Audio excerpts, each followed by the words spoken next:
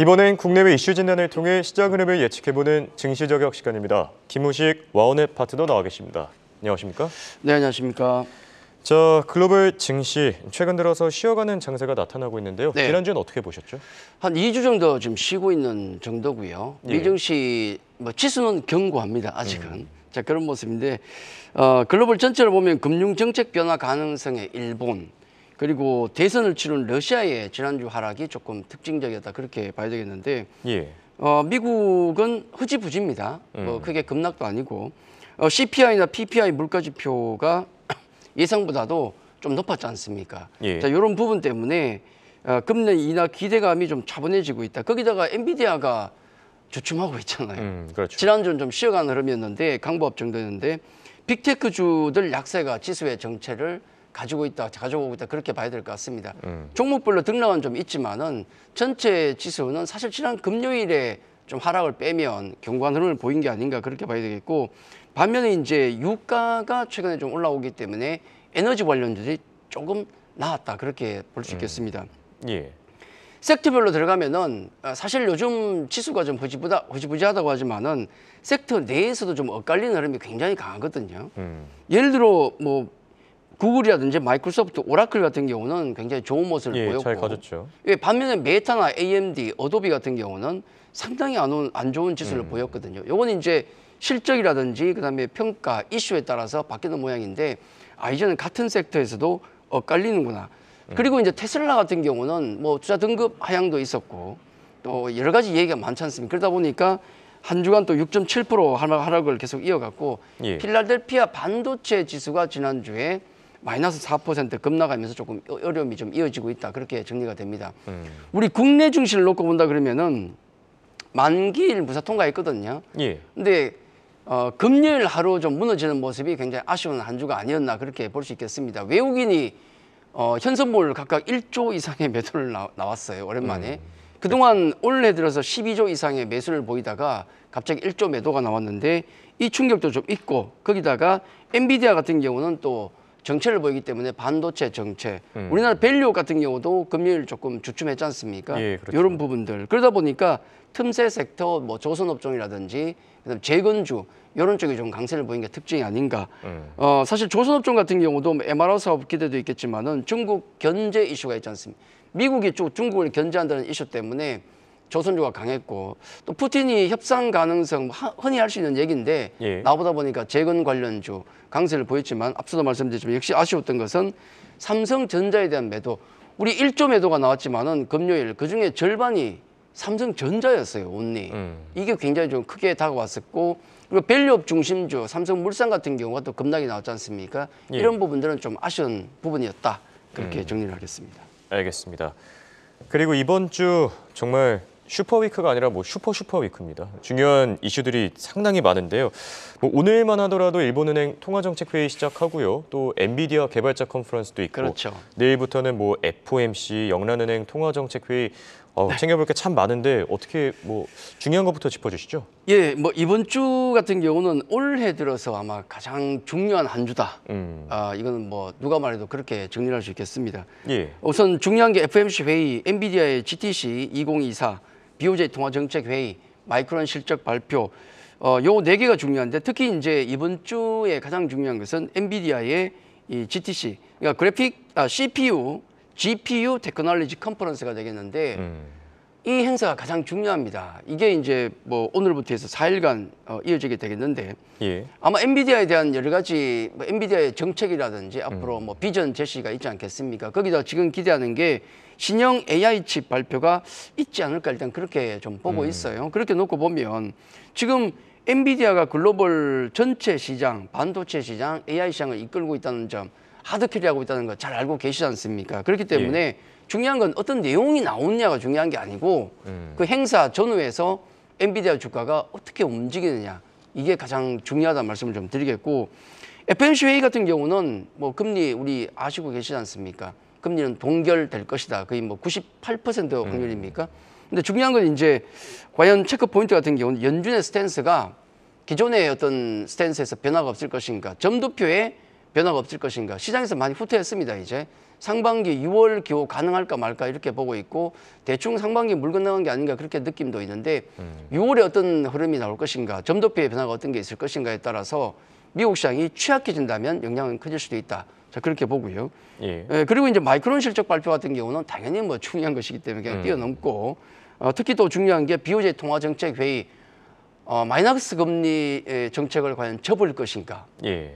그거에 따라서 뭐 일본 시장에도 미치는 영향도 크겠습니다만은 다른 글로벌 국가 증시에도 당연히 영향을 미치지 않겠습니까? 글로벌 유동성을 감안한다면 해서 이 부분도 굉장히 중요하다. 거기다가 이제 중국 상황을 엿볼 수 있는 나이키 실적 발표가 있고요. 호주 RBA 통화정책회의, BOE 영국 BOE 통화정책회의, EU 정상회담도 이번 주에 있습니다. 또 중국의 또 LPR 금리 결정도 있고 이걸 놓고 보면 시장의 어떤 방향이라든지 그다음에 어떤 성격을 결정할 엄청난 이런 그 이벤트가 많다는 게 이번 주에 가장 큰 특징이 아닌가. 자, 그렇게 정리를 해드리겠습니다. 알겠습니다. 자, 말씀해주신 대로 매크로 이슈만 해도 정말 이렇게 많고요. 국내에서도 뭐 주주총회도 많이 열리고요. 그렇죠. 네, 이벤트들이 예정돼 있죠. 이번 주는 어떻게 보시죠? 제가 2주 전 같은 경우는 예를 들어 변동성은 있겠지만은 나름 괜찮을 것 같다. 예. 지난주는 변동성 역시 있지만은 좀 애매하다. 이렇게 전망을 말씀드리는데 이번 주는 전망을 안 하겠습니다. 예. 왜냐하면 전망 자체가 힘든 게 뭐냐면 엔비디아 행사 같은 경우도 사실 그 이후에 주가를 점친다는 건 굉장히 어렵고 그렇죠. FOMC 회의 같은 경우도 마찬가지입니다. 일본의 통화정책회의 같은 경우도 그렇지 않습니까? 그것뿐만 있는 게 아니라 아까 뭐 소식 계속 나오더라고요. 러시아 대선 이미 결판 났잖아요. 예, 그렇죠. 뭐 득표율 87%입니까? 상승을 초월하는 숫자가 나왔는데 예. 과연 그 행보가 뭐 연설이라도 있지 않겠습니까? 어떤 얘기가 나올지. 중동 상황 지금 또 협상이 재개되고 있다고 합니다. 거기다가 우리는 밸류 프로그램이 중요한데 슈퍼 주총 위크로서 12월 결산법인 370개 이상이 이번 주에 주총이 몰려 있습니다. 이런 걸 감안한다 그러면은 과연 전망이 가능할 것인가 저는 그렇게 생각하거든요. 깔끔하게 전망은 포기하고 이런 그 체크리스트를 이벤트의 체크리스트를 만들어 놓고 하나씩 체크하면서 시장 대응을 꼼꼼히 하는 게 중요한 한 주가 아닌가 그렇게 말씀을 드리겠습니다. 맞습니다. 뭐 이번 주 증시 변동성은 예측 불허한 수준이니까요. 자, 그렇다면 전망이 없다면 전략은 있어야 되겠죠? 네, 방금 말씀드렸던 여러 가지 이슈들을 챙기는 게 중요한데 사실 삼성전자라든지 SK하이닉스의 주가가 우리에게 얼마나 중요한 건 잘 아실 겁니다. 왜냐하면 지수의 상단이 지수 시총 상단이 있기 때문에 그렇겠고 그리고 최근에 움직이는 자동차라든지 중후장대 대형주 뭐 금융주 같은 경우는 밸류업 종목으로서 시장에 미치는 영향이 대단히 큽니다. 그래서 두 개 부류에 대한 관심은 계속될 수밖에 없는데 이번 주에 그러면 반도체 섹터에 대한 전망 어떻게 될 것인가 굉장히 난해하죠.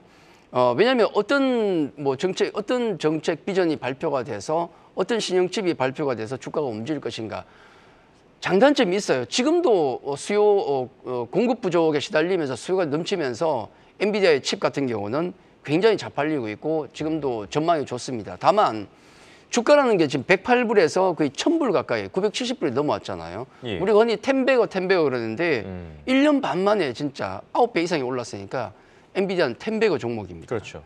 해서 과연 어느 쪽으로 반응이 나올 것인가는 두고 봐야 되는데 과연 이번 행사를 관련해서 행사가 진행되는 동안에 주가가 밀릴 것인가 아니면 전고점을 돌파해서 엔비디아 주가가 새로운 신고가를 낼 것인가에 따라서 우리 국내 여러 가지 섹터가 달려있다. 반도체에 난 관심 없어야 하는 분도 관심을 가질 수밖에 없는 게 반도체가 달린다면은 나머지 섹터가 못 가요.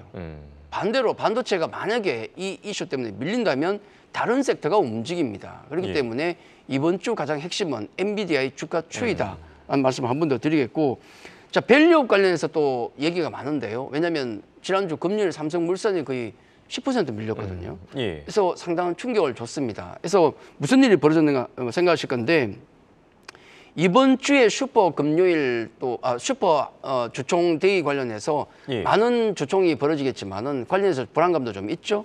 기대감, 불안감 모두가 있는데 지금 지난주에 과연 삼성물산이 무슨 일이 벌어졌던가를 많이 고민하는 것 같습니다. 근데 제가 보기에는 단기보다는 아무래도 이쪽은 좀 중장기로 보자 말씀을 드릴 수 있는 게 삼성물산이 왜 빠졌냐면 행동주의 펀드가 요구한 걸 들어주지 않았다는 거 아니겠습니까? 그럼 여러분 혹시 행동주의 펀드들 1% 비중 가지고 있는 친구들이 요구한 걸 통과할 것으로 봤습니까? 사실 어림도 없었거든요. 그렇죠. 그래서 우리 국민연금 같은 경우도 상당히 반대를 하면서 차익 매물 왕창 쏟아진 게 아닌가. 근데 문제는 뭐냐면 중요한 것은 밸류 프로그램 종목을 누가 샀습니까?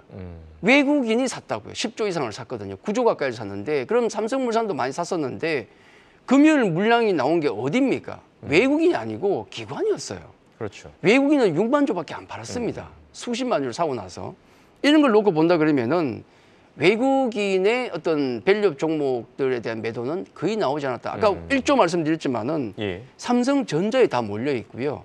나머지는 2차 전지가 오히려 더 많아요. 그래서 전체적으로 고르게 나왔다는 말씀 한번 드리겠고 해서 지난주에 우리 정책당국 스튜시 코드 개정 언급했죠. 또 중요한 것은 또 주말에 나왔던 연기금, 국내 연기금이 밸류 프로그램에 참여하지 않는 기업들에 대해서는 투자를 않겠다는 얘기가 또 나왔거든요. 자, 이런 부분을 감안한다 그러면은 아마 밸류 정책 같은 경우는 중장기로 계속 관심 있게 보시는 게 좋겠다는 말씀 드리겠고, 이제 앞서 말씀드렸던 반도체와 이 밸류 관련주들이 어디로 움직이냐에 따라서 예. 나머지 섹터, 유망 섹터 있지 않습니까? 뭐 방산도 있고 2차 전지도 있고 조선 로봇, 제약바이오 등등이 있는데 이들 섹터의 흐름 굉장히 중요한데 역시 양강 섹터에 따라서 다를 것이다 라는 말씀드리고, 결론적으로 제가 말씀드릴 것은 예측에서 움직이는 것보다는 어떤 시장의 방향이라든지 성격이 결정되면 그 방향으로 기계적으로 움직이는 게 가장 중요하다 이번 주는 그렇게 말씀을 드리겠습니다. 알겠습니다. 지금까지 도움 말씀의 김우식 와운의 파트너였습니다. 감사합니다.